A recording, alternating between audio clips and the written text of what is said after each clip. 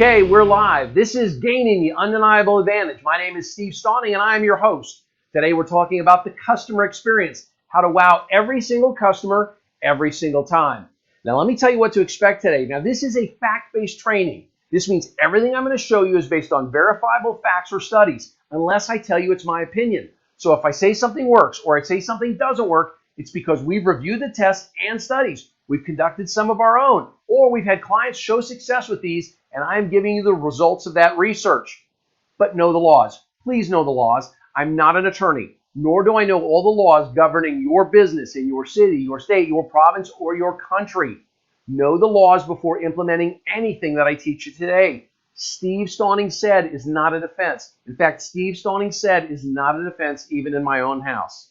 So we're going to break today's session up into 4 parts for the live version. We're going to talk about why good customer service even matters. We'll talk about what good customer service actually means. We'll talk about how to prevent customer service issues from ever happening in the first place. And then if you fail and you have an issue, we're going to talk about how to respond to issues when you fail or when your customer is being unreasonable. All right, let's dive in with part 1. What does good customer service? Why does it matter? Why does good customer service matter? Why should you care? Let's look at some quick stats. You know what? According to Bain & Company, a customer is 4 times more likely to defect to a competitor if the problem is service-related versus if the problem is price-related or product-related. Let me repeat that. You are 4 times more likely to lose a customer over a service issue than a price issue or a product issue. That's why customer service matters. And according to the book, Leading on the Edge of Chaos, just a 2% increase in customer retention has the same effect as reducing costs by 10%. So think about that. As your business or your industry starts to hit a flat period, maybe in 2017, 2018, beyond, whatever, if you're hitting that flat period and you think you need to cut costs, what if you could increase customer retention by just 2%? It's the same as cutting costs by 10%. All right, how about some more stats? You know what? According to Marketing Matrix, the probability of selling to an existing customer is about 70%. While the probability of selling to a new prospect is less than 20%. And oh, by the way, for those of you in the car business, this really fits with automotive retail. Did you know that the average car dealer today still closes just about 20% of their traditional ups on the first visit? These are people who they don't know, who they don't have a relationship with, who just show up on the lot. They close about 20%. That's a new prospect. But when they call their database, people who've done business with them before, and they set an appointment that shows with that database, and they're an average dealer, they're going to close 67%, again, if they're just an average dealer. So again, the probability of selling to an existing customer is about 70% according to Marketing Matrix, but the probability of selling to a new prospect is less than 20%. Now, according to Bain & Company, it costs 6 to 7 times more to acquire a new customer than to retain an existing one. So again, if we're watching our costs, we need to work on our current customers. We need to work on customers for life. We'll talk about that later today. But Steve, you know what? When someone's unhappy, won't a customer just tell me they're unhappy? No, actually they won't. According to the White House Office of Consumer Affairs, dissatisfied customers are going to tell 9 to 15 other people about their experience, but only 1 out of 26 people who are unhappy will ever complain to you. In fact, another study showed almost the exact same data. According to First Financial Training Services, 96% of unhappy customers don't complain at all. 96%. And oh, by the way, 91% of these 96% will simply leave and never come back when they have a customer service issue with you. So since they won't tell us when they're mad, we'll have to ensure that they're all happy, right? Yes. In fact, according to Telefaction data, customers who rate us on a scale of 5, on a scale of 1 to 5, who give us a 5, are 6 times more likely to buy from us again compared to those who only gave us a 4.8. That is a major difference with only 2 basis point movement in how they rated us. People who rate us a 5 are 6 times more likely to buy from us again versus those who gave us a 4.8. And oh, by the way, we know ratings matter, right? You've read the headlines. Dimensional research says that 90% of people say online reviews influence their buying decisions. In fact, Bright Local tells us that 88% of consumers trust online reviews as much as they trust personal recommendations. That's right. 88% of people will trust what strangers have said about you on online reviews as much as they will trust their own friends about you. So we need happy customers, don't we? Absolutely, but there's a little bit more. Go Fish Digital found that just one negative review could equal Just one negative review could equal a loss of 22% of potential customers. 3 negative reviews and it's a potential loss of 59% of potential customers, and 4 negative reviews and it's a potential loss of 70% of potential customers. So we've got to have an always-on customer satisfaction bias about how we do our business. All right, let me give you a little more data. According to Salesforce.com, 78% of consumers have ended a business relationship due to bad service. But here's the kicker. If you give bad service, but you resolve it, 70% of those will continue to do business with you if you resolve that complaint. But remember, 96% of people who have bad service from you won't complain. Now, 90% of consumers will pay you more to ensure a good customer experience, but just how much more will they pay you? Well, American Express tells us that 67% of consumers will pay 14% more for a great experience. So let's do that math. Let's do some car dealer math here. If we're selling an average car of about, say, $30,000, but we're giving people a great experience, we truly can expect to sell these cars for 14% more. That's $4,200 more on a $30,000 car. That means $4,200 more in gross, in profit, that we get to draw our commissions from. That's why a great experience matters. So more than anything else, providing a great customer experience leads to client retention, right? Increased revenue and increased profits. So basically, though, good customer service, think about it this way. Good customer service costs you less and nets you more. So let's figure out how to wow them, okay? You've probably heard that the customer is always right? Well, I like to follow this Twitter account. It's kind of funny. It's called The Last Blockbuster. And they tweeted this recently. They tweeted that it's statistically impossible for the customer to always be right. And they're right, of course. Blockbusters aren't doing so well. We know that. But the customer is not always right. But they are always the customer. They don't have to be right. See, they are your boss's boss. They pay the bills. Now, for some of you, you know that I do a lot of work in the car business. I've been in the car business a long time. And I've been to dealerships, probably more than 24 dealerships that have this posted in their dealership, because it's a famous quote from a sales vice president, Studebaker, that he said in 1941. And this quote goes up on lots of dealerships, boardrooms, in their hallways, in their employee lounges. And it says this: a customer is the most important visitor on our premises. He is not dependent on us. We are dependent on him. He is not an interruption in our work. He is the purpose of it. He is not an outsider in our business. He is part of it. We are not doing him a favor by serving him. He is doing us a favor by giving us an opportunity to do so. Folks, these are words to live by, but they're just words. We've got to put them into action. All right, let's jump into part 2. Let's talk about what is good customer service. What is good customer service? Well, first, let's talk about what it's not. Good customer service is not staffing a large customer service department or answering customer complaints quickly.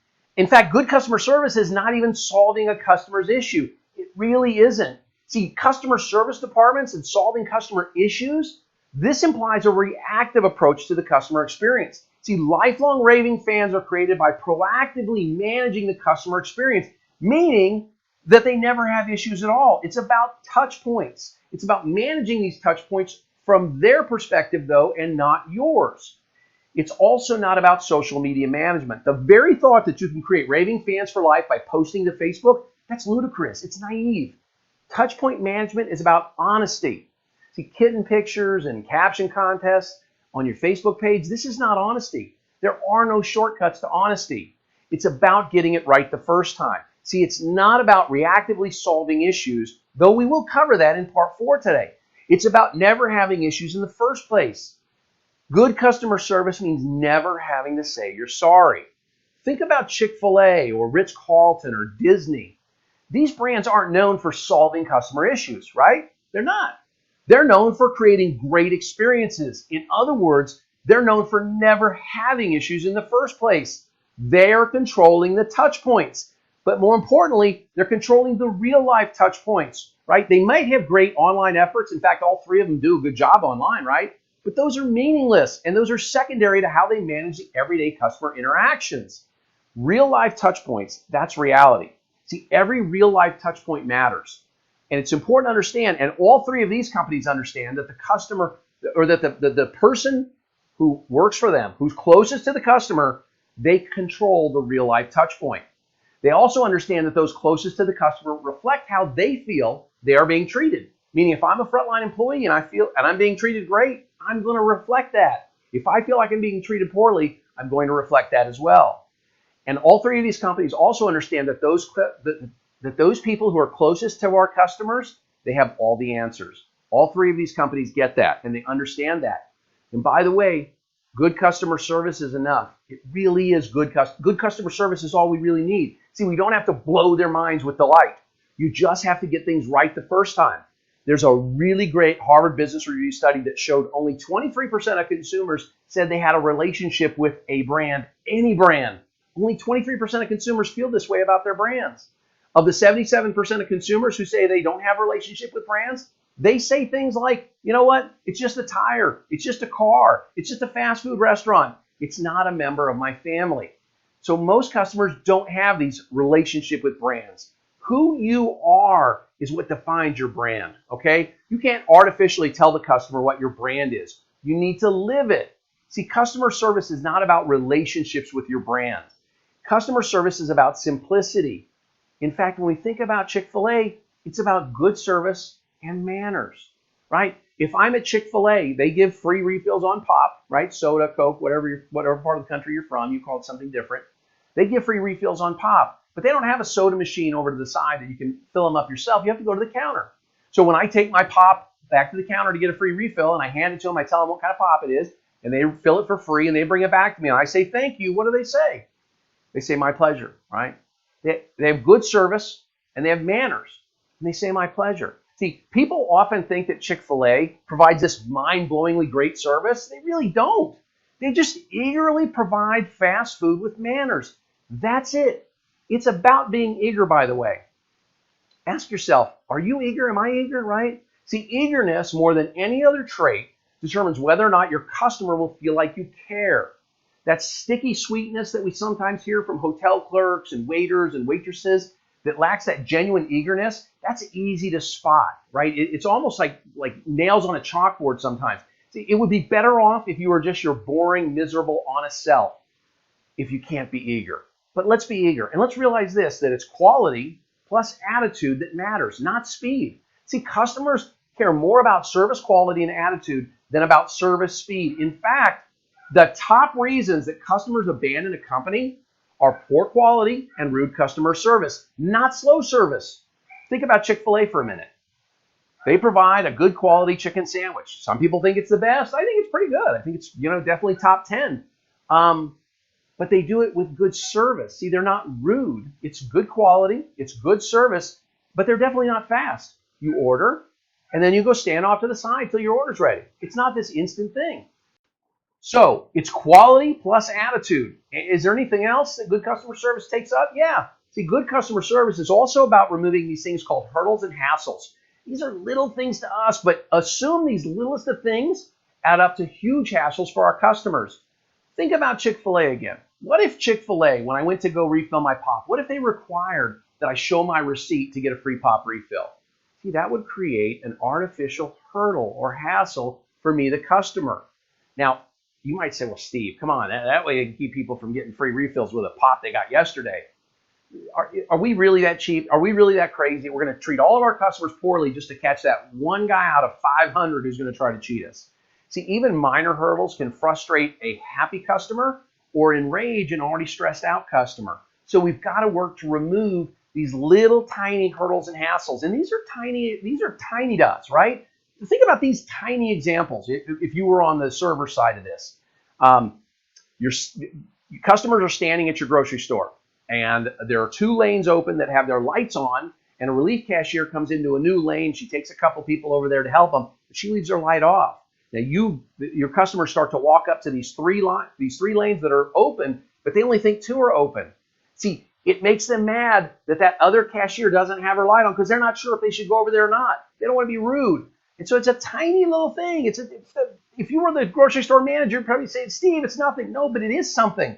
It's something to them. It's their perception that it's a hassle. It's their perception that it's a hurdle. It's their perception that you're not doing your job. For example, let's say that I get all the way through the cashier line. I'm at the cashier. They're ringing up my purchases, and I notice something was priced too high. As they rang it through, I show them the ad. Right? I show the cashier their ad from their own store. and she has to call the manager to get an override. See, that is a tiny example, but we have just now artificially created a hassle, artificially created a hurdle when we should simply give that cashier the rights to override prices on her own. And if you can't trust her to do overrides, then why are you trusting her to talk to your customers at all? How about this? This example, we see this a lot, right? You go to a restaurant and they make you wait, and you're waiting and you look and there's 25 tables in the restaurant and 10 of them are empty, but they're filled with dirty dishes. No one's cleaned them up.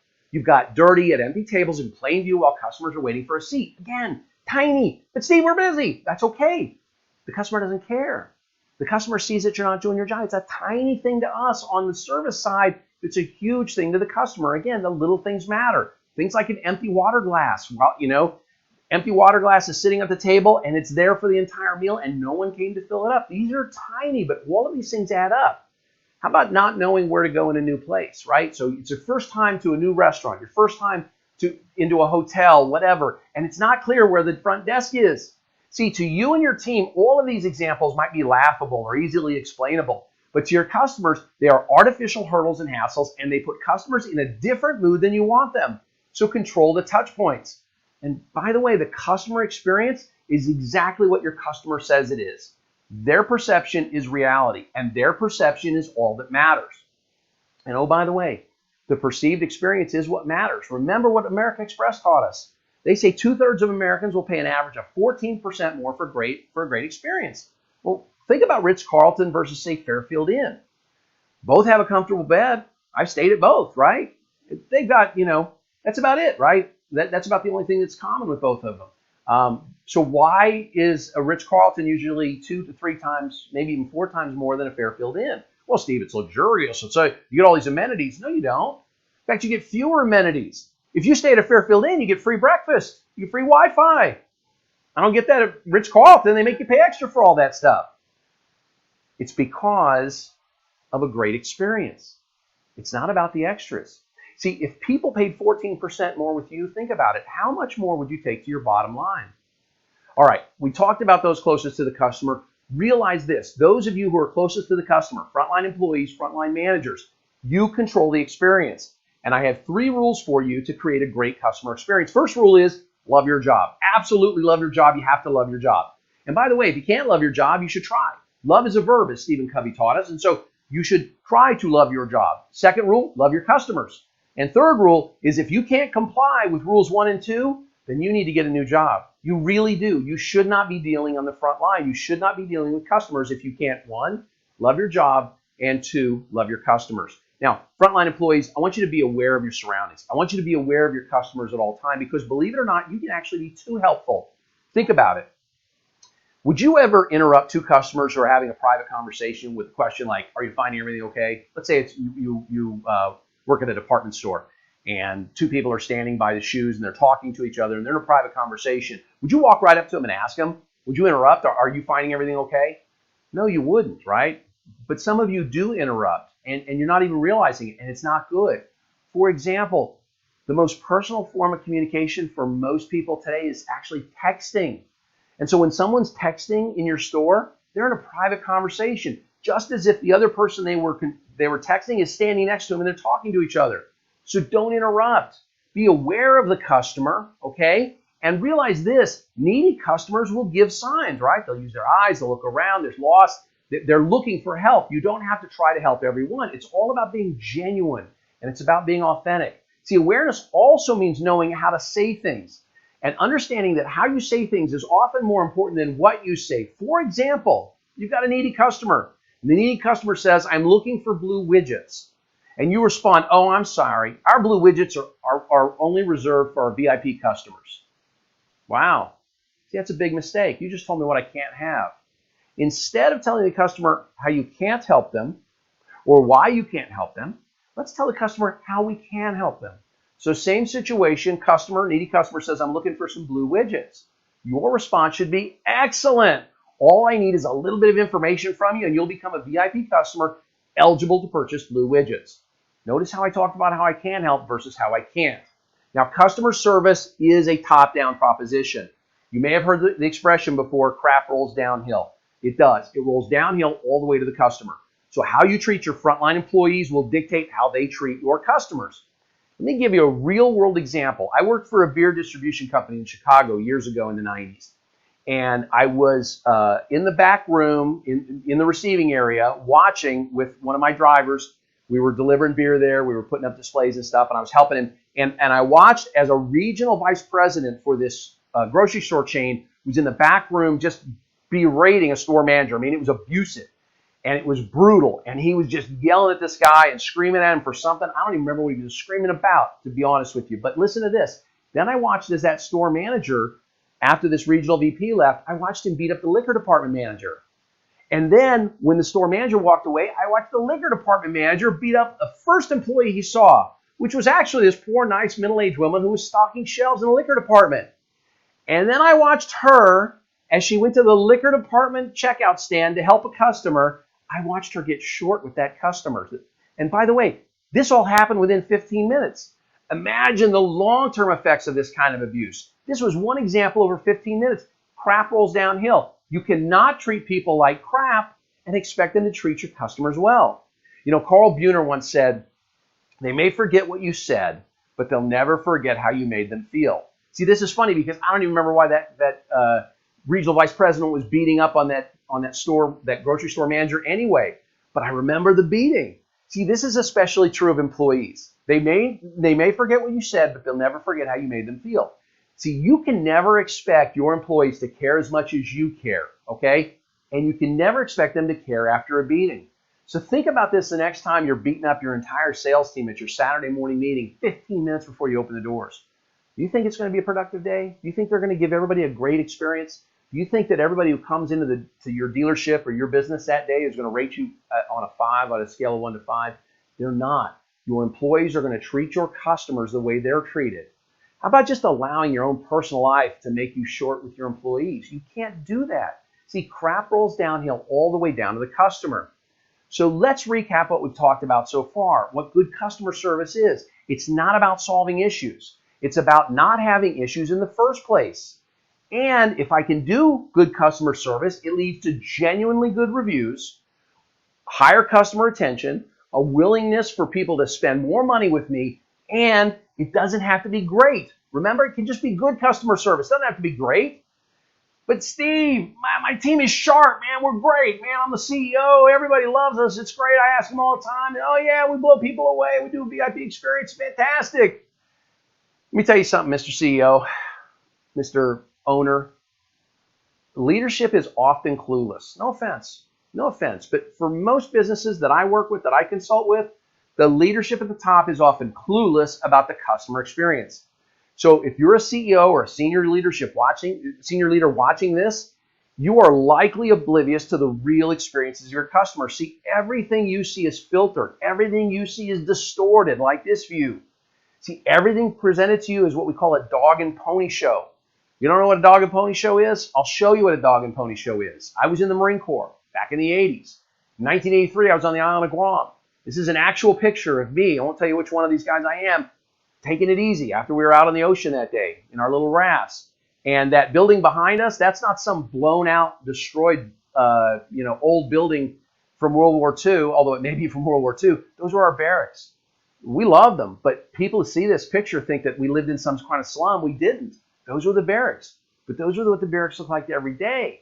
When we had a general coming to visit, we put on a dog and pony show. We scrubbed the mold off the barracks that you see there. We painted everything perfectly. Everything was in line. Everything worked. Everything was great. It's a dog and pony show.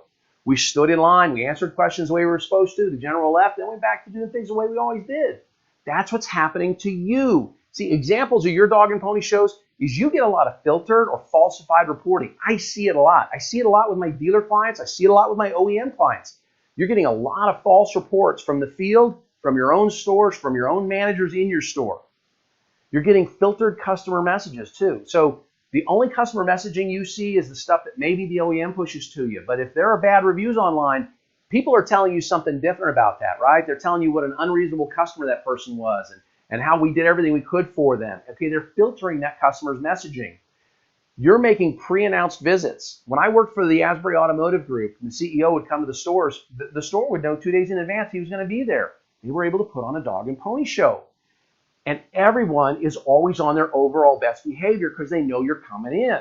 So how do you uncover these dog and pony shows? Well, you may have seen the TV show Undercover Boss. Now, this provides a pretty entertaining blueprint for CEOs and other leaders, but that's reality TV, not reality. But the premise of an undercover boss, that's actually a sound one. So if you're the CEO, COO, president, regional vice president, whatever, you should always go unannounced to the front lines and do so on a regular basis so they don't know when you're going to be there. They've got to assume that you're going to be there any day at any time, and they have no idea when. And when you're there, try to take the view of a customer. Try to show up as a customer. Try to take the view as an employee, and try to take the view as just an innocent bystander, someone who has no skin in the game, and see the customer experience from that viewpoint. Also, go as yourself. Go as yourself as the CEO, but then learn how to get honest answers from people. See, you're getting filtered answers. And how do you get honest answers from people in the field? You learn 2 words. You learn show me. You become what we call a show me leader. And this is a show me leader. And we'll do it at the base level first. We'll talk about a sales manager, say in the car business. Sales manager in the car business walks up to one of his salespeople and he says, "Hey, Bob, do you have all your calls done today?" What does Bob say every time? "Sure do, boss." The show me leader says, "Great, show me, right? Show me you got all your calls done. Let's open up the CRM. Let's see the calls. Let's see the call notes. Let's see what opportunities we created from those calls." That's how you get to the honest answers and you get beyond the filtering. So if you're say a chief marketing officer or a regional vice president, why don't you walk into your stores and say, "Hey, how are we wowing our customers today?" And they're going to say, "Oh boy, we're doing this and this, and oh man, we have a VIP experience, and when people come in, we say, great, and oh man, it sounds great. I'd love to show that to other stores. Show me." They're going to look at you kind of weird. "What do you mean?" "I mean, show me. Let's see it happen with a customer. Let's bring a salesperson over here who's done it recently. Let's have him take me through it as well. Let's talk to a customer who's over there in our F&I office getting ready to buy a car. I want to see this. This is great. Show me." It'll stop the filtered messaging that you've been getting. Ask your frontline managers, "Hey, how did we wow the last customer you encountered?" Right? Go to your service manager. Go to your service advisor. "Hey, how did we wow the last customer who was in here?" "Oh, we blah, blah, blah." They're going to tell you all sorts of stories. Just say, "Show me." "Great, sounds great. Show me." That's what a show me leader does. All right. Let's jump into part 3, how to prevent customer service issues before they ever even happen. Preventing customer issues before they ever even happen. This is what great customer service is, and we're going to teach it to you with 5 simple lessons. We're going to go through all 5 in a second, but really we're going to treat people like volunteers and orphans, and I'll get to what that means. We want to always expect our customers. We want to focus on convenience, making things convenient whenever they deal with us. We want to manage their expectations, and we want to have a goal of customers for life. So when I talk about that people are volunteers and orphans, I want you to treat everyone who works at your company like a volunteer, every employee, every manager, because they are a volunteer. See, you can buy their backs, but they volunteer their heart and they volunteer their minds. And you have to understand that. If you want the best work out of them, if you want them to really execute all the time, and if you really want them to treat your customers well, then you need to treat them like they're a volunteer. And I want you to treat every customer as if they were a needy orphan. Because if you can do that, you'll win every time. And let me make sure you understand exactly what this means. This is your approach every day. This is how I want you to approach every day, not just around Christmas time, every single day. Imagine that your only business, that this is what your business is for, your only business is handing out toys at Christmas to orphan children. That's your only business. Your employees and managers are all volunteers, and your customers are those little urchins, and you are playing Santa. How would you behave? How would you behave if that was your only business? What would you do as Santa? See, everything you did as Santa would be meant to please the orphans, wouldn't it, right? Would there be any reason to scold an orphan? Never. Would there be any reason to ever treat an orphan badly? Nope.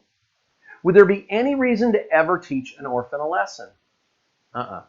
See, think about that. There's never a reason to scold our customer. There's never a reason to treat a customer badly. And there's never a reason to teach a customer a lesson. That's not our job.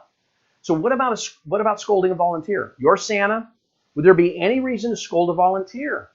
Actually, there would, right? If they were somehow rude to an orphan. That's it. That would be about the only reason to ever scold them. See, so it's the same thing in your business. Everything you do should be weighed against pleasing the customers. but pleasing all customers, not throwing away your business trying to please one. And everyone's job is to make them feel welcome, because little things matter to orphans and little things matter to customers. Because of that, you don't need to blow them away. Like Chick-fil-A, it's just simplicity, it's manners, it's a smile, and it's basic good service. That's all you need to please your orphans. That's all you need to please your customers. Think about the Apple Store. Think about orphans at the Apple Store. See, when you walk in, you're treated like an orphan, aren't you? When you're a buyer, right? Someone asks you, do you know where you're headed? And if you know where you're headed and you want to do what you want to do, they'll leave you alone. But if you need help, you get a good experience because a knowledgeable product specialist speaks at your level. See, they're not talking up here. They're all tech heads there. You can come in not knowing anything about the iPhone, and someone will talk to you on your level. You could be an 80-year-old grandmother, and they will sell you the iPhone you need, but they'll speak to you at your level. But I get it. You're saying, Steve, that's the Apple Store. You know what? Without cool fanboy products, those stores would fail. All right, let's just talk about your business then. You already have customers coming in, don't you? Are they being greeted and treated like a valued human? Are they being like an orphan, right? Are they given a chance for help and then left alone if they choose? And are they working with the experts in your business who are talking to them on their level? And by the way, not everybody treats the customers at the Apple Store, like orphans. If you've ever needed help at the Genius Bar, if you have something that needs a repair, unfortunately, the front of the store does a great job at treating you like an orphan. When you get to the back of the store where the Genius Bar is, it's like a service department in a car dealership. They've had some sort of customer service 101 training, and they use a lot of over-explanation and corporate speak. It's just odd. It really is like fingers on a chalkboard trying to deal with the people in the back of the store. And you wouldn't talk to an orphan that way, and so you shouldn't be talking to your customers that way. So how do you ensure that your customers get treated like orphans all the time? You treat your employees like volunteers. See, remember, crap rolls downhill. How you treat your team directly affects how they treat their team, etc., all the way down to the customer. Your volunteers, think about that. You are volunteers. For some of you, you're just one or two steps from the customer, and that's great. For others, you need to ensure that frontline managers, because you're off in a corporate office somewhere, you need to ensure that those frontline managers are treating your frontline employees with respect and kindness, just like volunteers. All right. Number 2 on this list of easy, simple things to do to create a great customer experience is always expect them.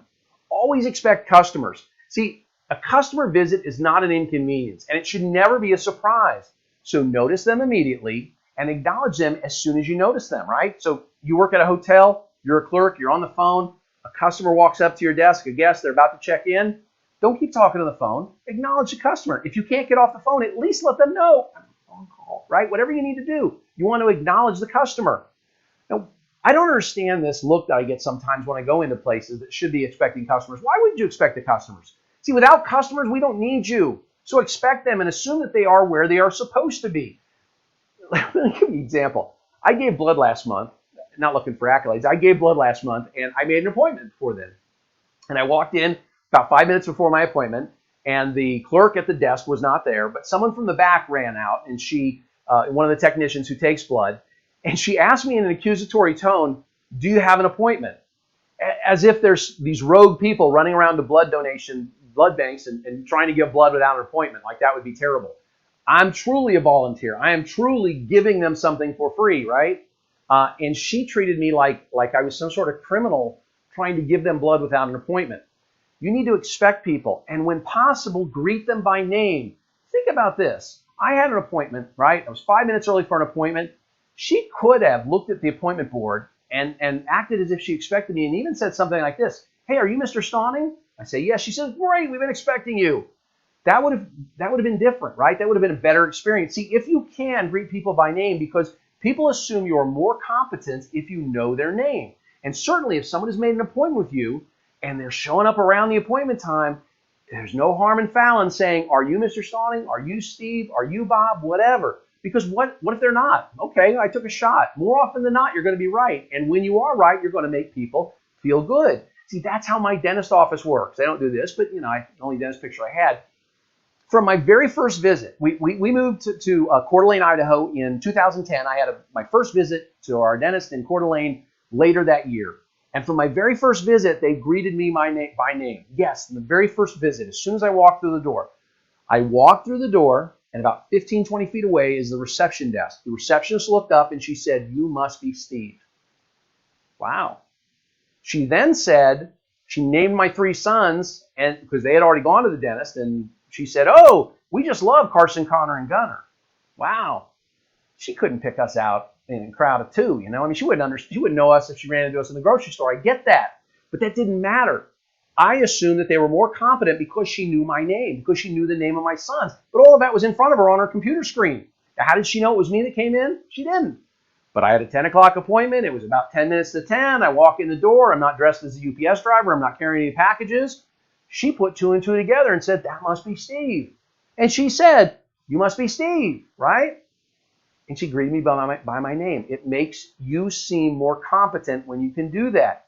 Now, my old doctor's office never did that. We've actually switched doctors since we moved here, because my old doctor's office, when you went in and you walked up to the counter, they truly treated you like you were some sort of criminal. Like, "What are you doing here? Why do you need to see the doctor?" They treated you like you were a hypochondriac. My God, hypochondriacs are the best patients, right? The doctors make more money.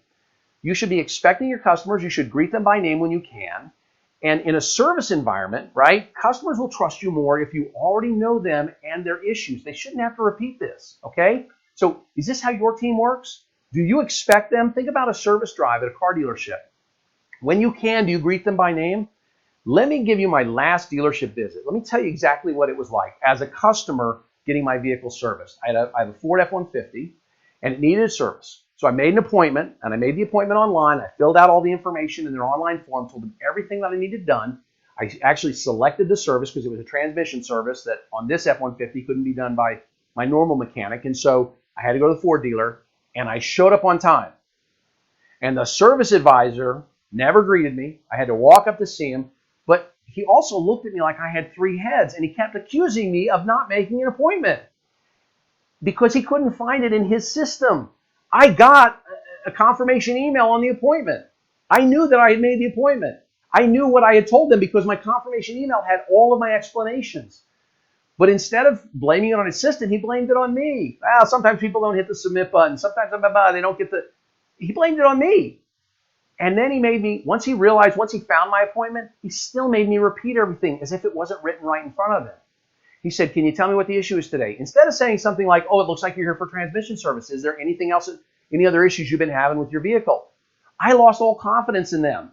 And so do you think when he came back after my transmission service and tried to upsell me on other services that I bought anything? Heck no. I got out of there as quickly as I could because these people seem incompetent because he didn't know my name and he didn't have my appointment. This is an issue. You've got to expect them. And especially if you know their name in advance, you've got to use it. All right, simple lesson number 3, focus on convenience. Convenience is actually good customer service. You know how I know that? It's because inconvenience equals bad customer service. And if you're not sure what this means, think about this. Think about Amazon or Zappos and their return policy. They make it super easy to return anything, anytime, no questions asked. You can return it and you're done, right? They're not accusing you of things. They're not making it inconvenient. They don't make you jump through a lot of hoops to return it. And because of these easy returns, even places like Walmart now make returns easy. They don't ask you a lot of questions, right? They don't treat you like a criminal. They make it convenient. And convenience means simplicity. Ask yourself as you look at your business, can anyone easily do business with us? Is your website, let's start there, is that convenient? Is it intuitive? But is it intuitive for new visitors? See, you're at your website every day. You're at your website multiple times throughout the day. You know where things are, but if I came to your website as a brand new customer, could I figure things out? Could I find the things that were important to me and the things that are important to you? What about the in-store experience, right? Convenience, by the way, does not mean speed. Think about brand new customers, right? Think about new customer onboarding, we call it. Is it crystal clear when I walk into your business how I can do business with you? Or is it like this? Is it a bit murky? If this was my first time, can I quickly navigate to where I need to go to spend my money with you? See, that's what's important, right? Whether it's your service drive in a car dealership, whether it's a restaurant, a coffee shop, whether it's a hotel, can I find the area I need to go to spend my money? If I can't, we've got to make it convenient. We've got to put up signs. We've got to show them, right? Front desk is this way, in words that they understand. See, if it's not convenient and I become frustrated, I will almost certainly never return. See, those little hurdles and hassles for first-time customers can be gigantic. They may never give you another chance. And you know how to navigate what we call customer onboarding, when a new customer comes into your business. You know how to navigate that, but does a brand new customer know how to do that? Think about 7-Eleven stores, right? If you've never been to a 7-Eleven store and you walked in for the very first time, could you figure things out? Yeah, you really could. I mean, a 5-year-old kid could figure it out in 7-Eleven, right? The shelves are pretty low, so I can see all the way around. I can see that's where the sodas are, a beer, there's the coffee over there, and oh, look, right in the middle, there's the cash register. I think I got this figured out. I wouldn't be confused about where to go. So how about a car dealer at the auto service drive? Do I know where to go as soon as I get there? Do people come out and greet me right away, or do I have to go figure out where to find somebody? And also other service providers like doctors, dentists, hair salons, especially, you need to figure this out. People, when they're coming to you for the first time, they're not sure about what they're supposed to do, and they're on edge because you're going to be doing some service to them, right? Whether it's medical, dental, or just your hair and nails. For example, let me give you an example. When you visit a new doctor's office, this can often be an excruciating experience because the little things like having to answer the same question over and over again on different forms on the same visit. How about not knowing where to sit in the exam room, right? If they have areas that are cordoned off for other things, I'm not really sure where to sit. How about not knowing where to go after the exam? This happened to me at our newest doctor's office. I got done with my exam and they opened the door to the exam room and they said, we'll see you later. Well, it was a maze getting back there. They knew how to get back there. I didn't know how to get back to where I needed to go. So I was walking around kind of aimlessly, just sort of looking in other rooms. It's probably not good for those other patients. It certainly wasn't good for me. So map out in your business how any new customer might first encounter you, online or offline, and then how they can do business with you. And enter your business as a brand new customer from every possible angle and ask yourself, boy, can I figure out where people need to spend their money, how they can spend their money with us? When we talk about convenience, by the way, think about these hurdles and hassles. Think about self-service. See, up to half of today's consumers prefer self-service options at the retail level. They really do. And although it's not about speed, almost 75% of today's consumers think the number one thing companies must do is value my time. Now, some of you are too young to remember a time when we didn't have ATMs, automated teller machines. And you know what? We used to stand in line at the bank when we needed cash. We'd stand in line, we'd fill out a withdrawal slip, we'd stand in. It was a terrible experience because we didn't feel, even no matter how nice they were at the bank, we didn't feel that they valued our time because here we were standing in line. You put in the ATM, ta-da, now they value my time. Now everything is convenient. So when you think about convenience, definitely think about automation. And I know there's this whole thing, we got to be more personal with people. No, they don't want you to be more personal. They want you to be better. They want you to be good. They want you to be convenient. So I want you to automate more, not automate less. Think about like the cable company when they have an internet outage, okay? All of the answers should be online. Any question I might have about a current outage on my cable company's internet should be online, but it should be in a mobile-friendly site because we all have smartphones, and that's where I'm going to go to try to find answers. And information is power to your customers. If I can find the information on my cable company outage and all the information right there on my little screen, and it says it's going to be out for 45 minutes, or it's estimated, or it's this, or it's that, information is power. And if I feel like I'm in the dark, then my anxiety will grow. But if you can solve my issue on the small screen for me, then I don't have an issue. My issue goes away. Now, if you're going to automate and you're going to put things online and answers, it should make sense and it should be intuitive. It should be easy. And it's not a customer service issue if I can easily solve it myself. But when you make me call the cable company to find out about the outage, is it really out? How long is it going to be out? And I speak to somebody in another country, no offense if they're in another country, but they don't have any answers. They don't know what the heck they're talking about. And all they have are these lines that they're supposed to, yes, Mr. Stunning, we understand. It's da-da-da-da-da-da-da-da, and oh, it's frustrating, blah, blah, blah. No, they don't understand. They're regurgitating something that some idiot wrote out for them, some person who thinks they're a customer service expert. They're not solving my issue. They're not getting the answers quickly. Automate. Show me the answers quickly online. Let me find them for myself. Think about this when we talk about convenience and automation. I don't know if you've had a flight delayed because of weather, but if you're a member of the rewards program for your airline, oftentimes you can rebook that flight immediately on your cell phone. So if I have to rebook a flight canceled due to weather, and I can do it intuitively and easily, I'm fine, right? If I can do it right on my cell phone and be done, I'm fine. But make me call some number and sit on hold for just 10 minutes and my skin is crawling, right? This is called getting out of your customer's way. And we need to start doing that if we want to provide good customer service that people love. It's about convenience. All right, number 4, we're going to manage expectations. Did you know that misaligned expectations are the #1 cause of customer service issues? They really are. And misaligned expectations are where the customer expected this and you delivered this.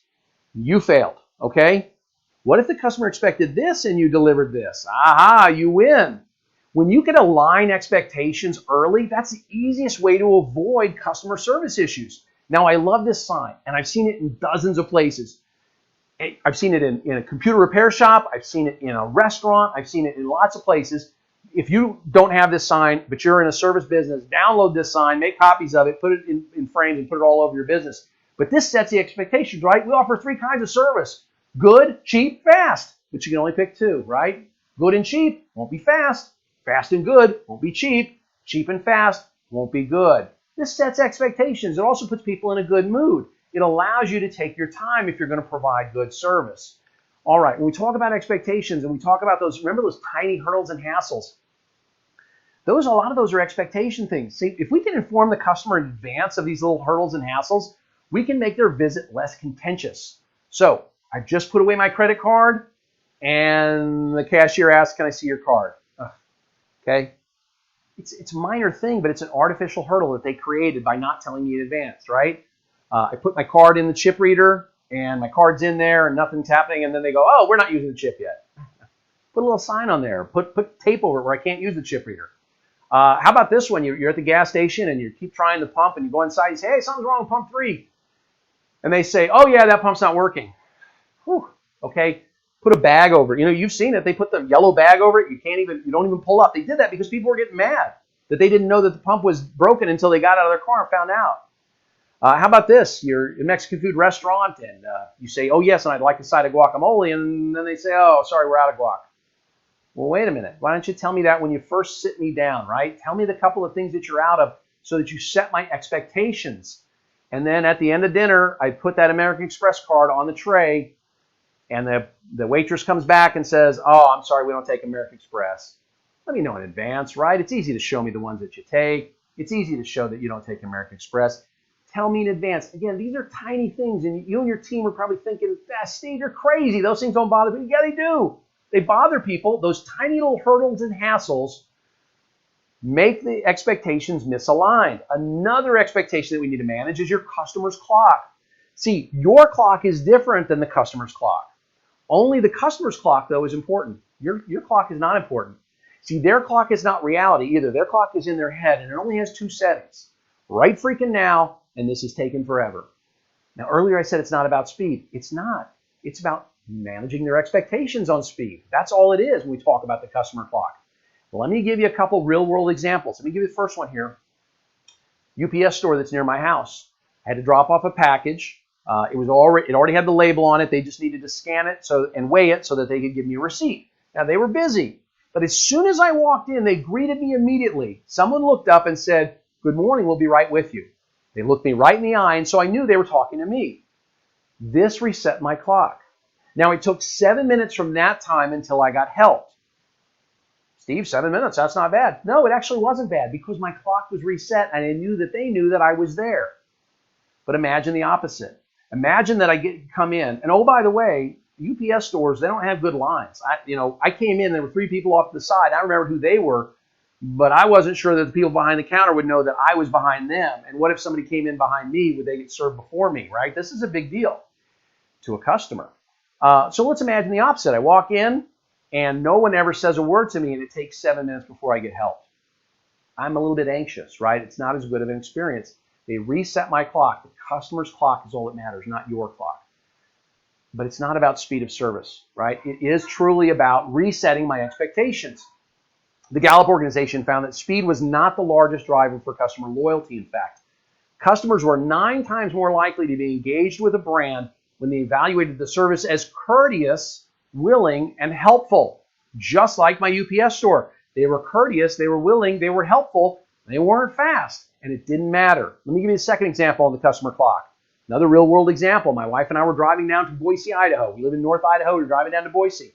We stopped at a small-town cafe for a bite to eat. It was about 2:30 in the afternoon on a Saturday. We had about 30 minutes to kill because we already had plans to meet someone down there at a certain time. Now, the place was fairly busy when we walked in, and we found out pretty quickly they were understaffed. The manager's the one who seated us, and she told us about the packed house, told us that the service would be incredibly slow, that the kitchen would be slow, but she kept us informed throughout, okay? And I told you, we only had about 30 minutes to kill. We left that restaurant 2 hours later. We were satisfied, we were full, and I gave them a 5-star review online. Why? Because she managed my expectations. That's why. Had they not said anything, or had they tried to sugarcoat it, oh, we're going to be right with you, oh, we're a little backed up, right? No, she gave us the down and dirty. So we were able to call ahead and tell people we were going to be a little bit late. And it was no big deal then. Again, she managed the customer clock. That's the expectations. That's managing expectations. All right, goal number 5 on these 5 simple lessons. Our goal should be customers for life. You remember the slide from earlier, right? According to Bain & Company, it costs 6 to 7 times more to acquire a new customer than to retain an existing one. In other words, the experience doesn't end once they've paid you because it costs me more to get new customers. So you need to have a goal of customers for life. And how you do that is you focus on service before, during, and after the sale. So let me give you a before the sale example. Tire-Rama is a tire store up here in the Pacific Northwest. I first encountered them about 21 months ago. I'd never been there before, but they happen to be the closest tire store to my house. And I had a slow leak in one of my tires. And I'd never done business with them before, but this slow leak got to be a hassle. So I just went there to get it plugged. And I took the vehicle there. I sat and waited for it. It was no big deal to wait. And when they came to me, they said, Mr. Sawney, your car's ready. I got up. I got my credit card out. And they went through what happened. I thought, they were going to tell me to put a plug in it. They said, actually, there was a problem with the rim. The bead wasn't right, so we had to reset that. I don't know. I'm not a tire guy. They did what they needed to do. It's holding air perfectly now. Has been for 21 months. But here's what happened. I had my credit card out. And they asked me to sign here. And then they said no charge. And I said, but I didn't buy the tires here. And they said, that's okay. It's no charge. We fixed it. No problem. I said, what if you had to put a plug in it? I said, it would have been no charge. I was fully expecting to pay $35 for the visit, right? And had they said 50 or 60, it would have been okay because it was convenient. I got it done. But they said no charge. They didn't know if I'd ever be back there again, but it didn't bother them, okay? They just said no charge. And that was service before the sale. Since then, in the last 21 months, I've spent over $4,000 with Tire-Rama on my family's 5 vehicles. I have 3 sons who drive, plus my wife and myself, 5 vehicles. We've spent over $4,000 on tires, on service, on oil changes. We get all of our oil changes there. Everything we do with our vehicle, we go there first. In fact, when I went to that Ford store with my F-150, the only reason I did is because they couldn't service the transmission on that year F-150. They didn't have the right equipment, and they were honest about that. That's service before, during, and after the sale. So let's talk now about service during the sale, because that's everything we've talked about so far. It really is. It's, remember, number 1, treating your customers like orphans, treating your team like volunteers, right? Volunteers and orphans. How about number 2, always expecting them? Number 3, we're going to make it convenient. Number 4, we're going to manage expectations. That's service during the sale, those 4 things we talked about. When we talk about service after the sale, there's some industries like autos, RVs, furniture, appliances, that you've got either some sort of delivery or some sort of after the sale function built in. So in cars, it's F&I and there's service. Right? In furniture, there's delivery. Appliance has delivery. There might be warranty service with those. So how you treat me after I've paid you is more telling than how you treated me before. Let's look at somebody who's not a customer for life. Okay, this is an actual review. Now, I took out all the names of the salesperson and the F&I manager and the dealership because I don't want to embarrass anybody. But something as simple as returning a phone call can keep a customer for life. And this dealer is just shooting themselves in the foot after the sale. So they said, with the name of their said, they gave a 1-star review on Yelp. They said the name of the salesman, they say Bob was great, but our finance contact, and they gave his name, was terrible. He's unresponsive. They said his name, he won't return calls. Here was the deal. They had to change the deal from one credit union to another. Now, the client was expecting this credit union, and it got changed to this credit union. Had they told the customer in advance? Had they managed expectations? And then after the sale, had they just returned phone calls, this could have all been resolved.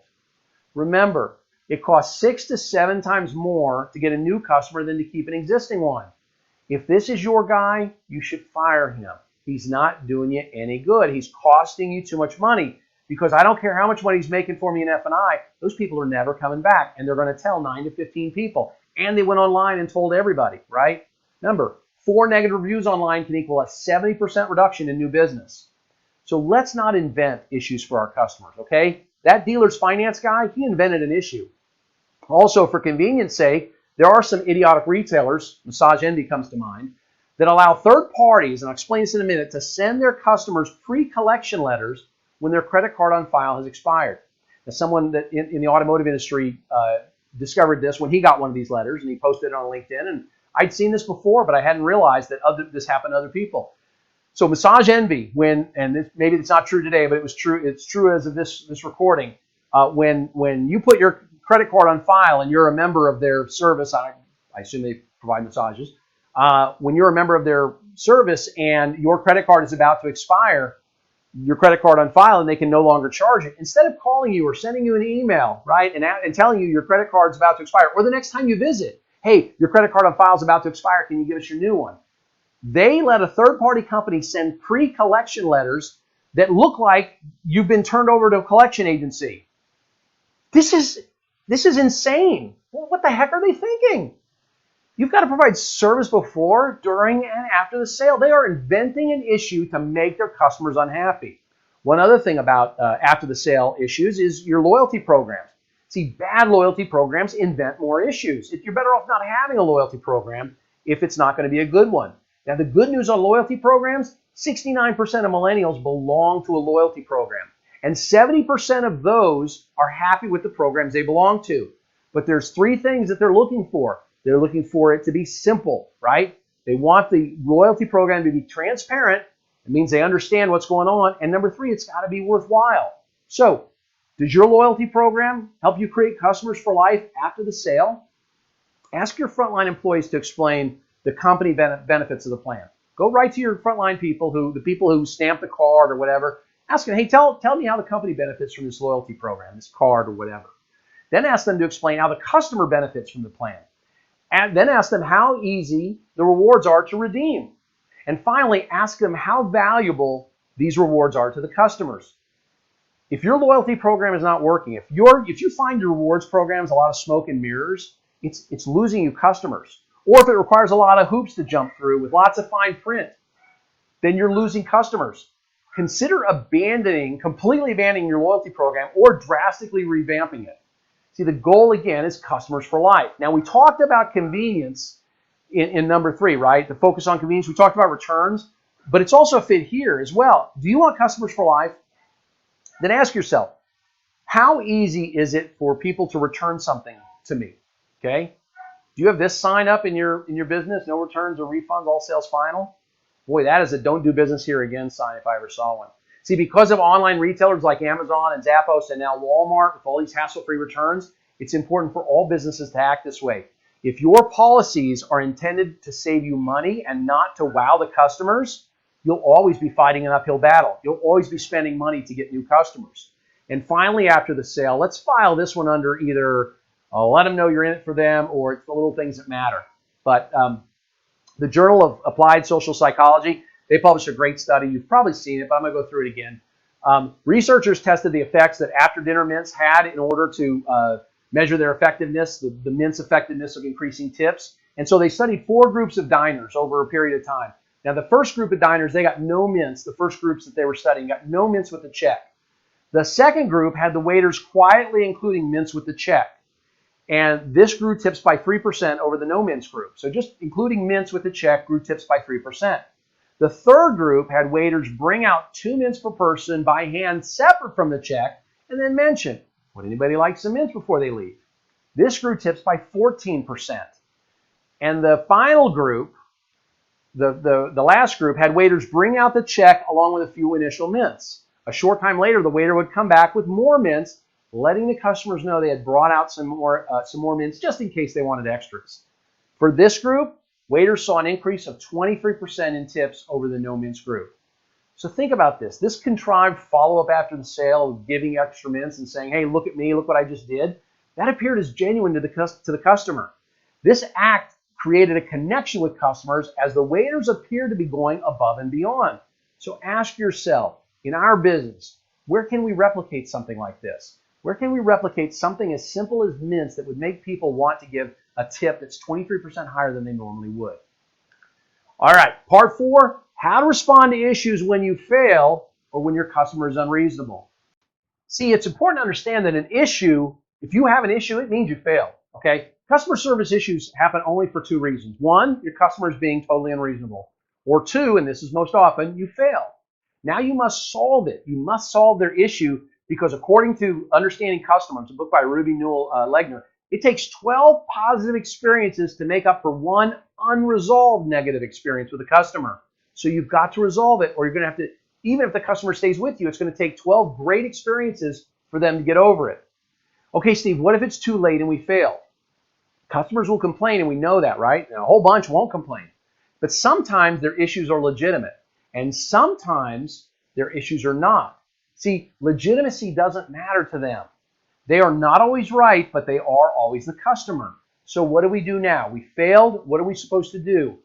Just solve it, okay? Let's be clear. Solve their issue, but solve it efficiently, right? Efficiency matters. Delighting is not necessary here. So you just have to solve the issue. You don't have to blow them away. According to the Harvard Business Review, delighting customers doesn't build loyalty. Reducing their effort, the work that they have to do to get their problem solved, that does build loyalty. See, you don't have to blow them away. You would think customers would be more loyal to brands, right, that go above and beyond? No. Harvard Business Review research shows that exceeding expectations during service interactions, right, when we've screwed up, makes customers only marginally more loyal than simply meeting their needs. So let's not work to go overboard. Let's just solve their issue. In fact, when it comes to service, companies create loyal customers primarily by helping them solve their problems quickly and easily, not by blowing them away. So what exactly does make it easy mean? Simply put, it means remove the obstacles. Remember, focus on convenience, right? Number 3, focus on convenience. Let's remove the obstacles and let them solve some of these issues on their own. See, customers resent having to contact the company repeatedly to get an issue resolved. They don't like being transferred. They don't want to repeat information. And they want to stick to the first channel that they use, right? They want to stick to one channel. For instance, they resent having to call after trying to solve a problem through your website. So either make your websites better at solving problems, or just put your phone number on your website and say, when you got an issue, call us, all right? When we're serving the customer, this is called reactive customer service. When we have a customer service issue, when we are forced to provide customer service after the fact, that's reactive customer service. It's not customer service, it's reactive customer service. And we need to remember a few things. Number 1, we need to remember our goal. We need to know what our goal is, whatever that might be, okay? So our goal is to solve the issue. That's our goal, and that's what we're going to do. Number 2, we need to understand this is not a problem, it's an opportunity. And number 3, we need to understand that it's nothing personal, even if it gets personal. Even if the mad customer on the other end of the line starts screaming at us and calling us names, it's not personal. They're mad about issues, and they're the ones with the issues. Plus, we need to assume a few things when dealing with an issue. This will make you one of the best customer service agents ever if you will just remember these 3 things when dealing with an issue. 1, imagine that there are multiple TV cameras focused on you right now, okay? And your words and actions are going to be talked about on CNN tonight and forever. And the person with an issue on the other end of the line, even though they're being unreasonable, they're an orphan. See, if you can assume those things, if you can treat things that way, then you're going to be able to solve more issues. So can I diffuse the issue? If you can solve the issue, do so. But don't preach or teach the customer any lessons here, especially if they're wrong. So you want to kill them with kindness. Now, I know a lot of you say, well, Steve, I don't understand. I hear people say kill them with kindness. What's that mean? It means that the angrier they get, the nicer you get. The louder they get, the quieter you get. Okay? The more words they use, the fewer words you use. Kill them with kindness. See, only you can make yourself feel small. They don't have that control over you, so don't give them that control. and only escalate the real issues. We want to solve what we can solve, but we want to escalate only the real issues. And by the way, let's stop with the escalations in our business. Your manager should be watching this. The owner should be watching this. CEOs. See, good leaders allow their subordinates to escalate issues, but great leaders don't see many escalated issues because they empower their frontline folks to solve issues. So, okay, great, Steve, I'm in. So how do I empower my frontline folks? Let me teach you something that I've done in the past, and I taught this to a service manager in the auto industry recently, and 6 months later, I called him and I said, how's it going? He says, I haven't had an issue in 6 months. He had all of his service advisors constantly transferring people with issues up to him. And why were they doing that? It's because he solved all the issues, right? He would handle the customer, he'd go back and forth, he'd do all this stuff. But it was a problem because it was keeping him from doing his job. And here's the one simple step that he used, that I taught him and that I've used in the past and that I want you to use to eliminate all these issues and empower your team to actually solve problems. It really is simple. And it's just this. It's announce this to your team. If your customer's minor issue makes it all the way up to me, I'm going to give them everything they're asking for, and I'm going to pay for it using our bonus pool. So everybody's going to make less money every time I have to solve an issue, and I'm going to solve it right away. I'm not going to ask questions. I'm not going to try to find sides. He said, she said. If your customer's minor issue gets all the way up to me, I'm just solving it because I don't have the time to solve your issues. Like I said, this service manager, he said 6 months after he put this in place, he hadn't had an issue come to him in 6 months. He had plenty of free time. That's how you empower. Steve, I'm doing it. Steve, I'm doing it. I'm empowering the front line. Okay, great. But if you're like a lot of the call centers that I work with, you're rewarding the wrong metrics. So you need to remove incentives that value speed over quality. It's just insane. See, most customer service call centers still emphasize metrics such as average call time. If it's a customer service center, average call time is meaningless. It really is. I don't care if a call takes 5 hours to solve. I care about resolution. I care about happy customers. I care about customers for life. See, you're better off measuring resolved versus escalated issues and bonusing people, incentivizing people on resolved versus escalated issues versus trying to keep their calls down to under 2 minutes. So why empower the front line? Well, we talked about people don't want to be transferred. See, escalating or deflecting to another department, that compounds the issue. According to Zendesk, when asked what made a customer service interaction bad, 72% of consumers blamed having to explain a problem to multiple people. That's an issue. Okay, Steve, we solved the issue. Am I done? Nope. Don't just solve the current issue with the customer. Let's head off the next one. First, we need to ask this customer, are there any other issues lingering? Okay, Mr. Stawning, is there anything else I can help you with today? Is there any other issues I can solve for you today? And then second, we've got to learn from this one and prevent it from happening again. That means we need some sort of feedback loop that gets back to the front line who first dealt with this customer, or gets back to the people who make the rules that this customer was unhappy with. Now, by the way, I've got a customer service department, Steve. I got to fill it with people. Who should fill these roles? Well, let me give you 7 great traits of a good customer service rep, right? Number one, they're patient. They're patient with customers. They know how to treat people like orphans. How patient would you be with an orphan, right? You wouldn't make them speed up. Tell me what you want. Tell me what kind of toy you want, right? Be sitting on Santa's lap. No, you'd be patient with them. Good customer service reps are patient. They're also attentive, meaning they listen, meaning they pay attention to the customer, okay? They genuinely care. Remember, just like they would about an orphan. They're also very clear communicators. Now, I'm not talking, I don't care if they're from another country. I don't care, whatever, but their accent does not get in the way of making the connection. And they also don't use, a lot of millennial speak or things like that may confuse our customers. They speak clearly, they enunciate properly, and they make sense when they talk, right? They also possess product knowledge. See, if you're going to expect people to solve issues, they've got to have product knowledge. They've got to be able, they don't have to be experts, but they've got to be close to that. They have to have the ability to read others, just like a salesperson. They need to read other people, understand what they can say and can't say to a customer, and they need to stay goal-focused as goal-focused closers, because you want them to get off the phone when it's resolved, but you want them to say something like, okay, Mr. Stawning, it sounds like if we do ABC 1, 2, 3, that's going to resolve the issue. Is that correct? That's what a closer would say. And the customer says, yeah, that's right. Well, great, Mr. Stawning, that's what we're going to do. We're going to do ABC 1, 2, 3, and I'm going to put it in motion right now. Is there anything else I can help you with today? Nope, that's it. Thank you. You solved my issue. Done.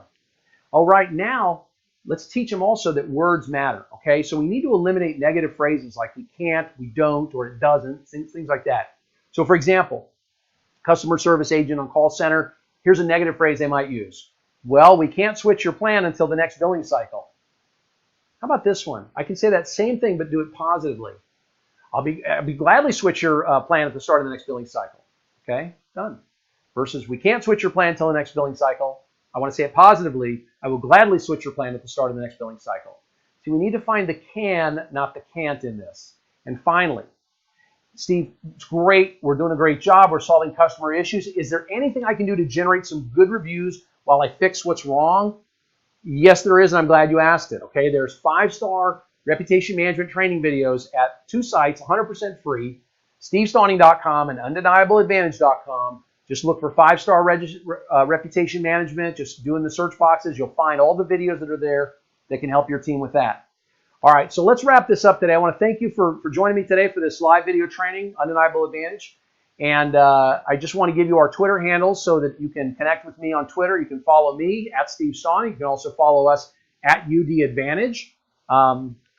If you've got any questions that come from this training, please contact me through stevestawning.com. Just go to stevestawning.com, look under Steve Stawning, find the contact Steve, fill out that information. I'll be happy to answer your questions. Make sure that you stay in tune with all of our Undeniable Advantage live video webcasts, and we look forward to seeing you in our next webcast. Thank you for joining me.